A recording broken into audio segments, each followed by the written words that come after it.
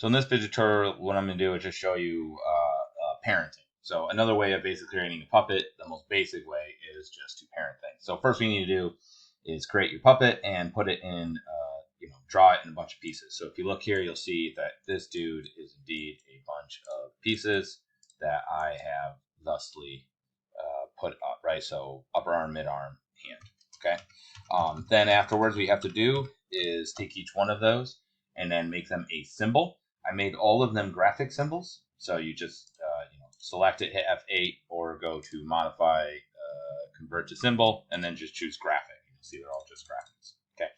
All right. That being said, what I want to do is parent this. Now, it's relatively easy. I'm just going to drag this up, and you can see here I got each one on a separate layer. So each symbol has to be on its own layer.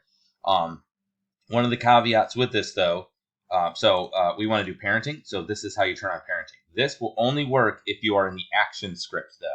If this says canvas up here and you're in the canvas work mode here, it won't work. You can't do parenting, which I know is really ridiculous. And this was actually a later feature they added, which is the weirdest thing to me. There is another way to parent, but you have to nest symbols, which is very frustrating. So anyway, this will only work if you're doing basically character animation. So that being said, we're just going to go ahead and parent the various things to each other. So we have the head here, so all these things should probably go to the head. So the mouth will obviously go to the head, so I just click and drag this to the head. The brow would also go to the head. The pupils will go to the eyes, and the eyes will go to the head. Okay, so you got a little bit of a chain there. The head will go to the neck, and then the neck will go to the chest, and then the chest will go to the waist. All right, so you can see we have that little chain going there. All right, now we have the hand will go to the lower arm will go to the upper arm, and then the upper arm will go to the chest. Okay, and then we'll do the left foot goes to lower leg, and then lower leg goes to upper leg, and then left upper leg goes to waist. Good. Then we got right upper arm. Let's do hand to lower arm to upper arm to chest, and then foot to lower leg to upper leg, and then upper leg to waist, like that. Let's see.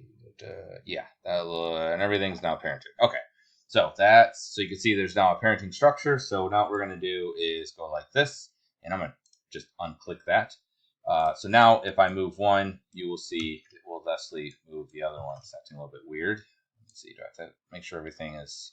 Oh, because I'm grabbing the chest. I want to make sure I grab the waist here. Okay, grab the waist, and you can see it moves everything.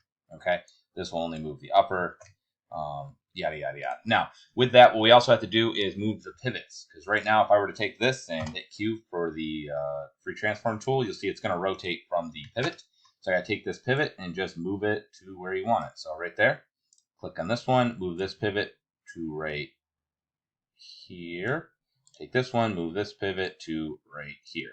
And now when I go to rotate this, you'll see you can rotate and then rotate down and then rotate down, right? And you can see we got do. All right. So that is how you do it. So basically each one of these, you just move their pivots to the correct spots, and then all of it will then, all of them will move to their correct locations.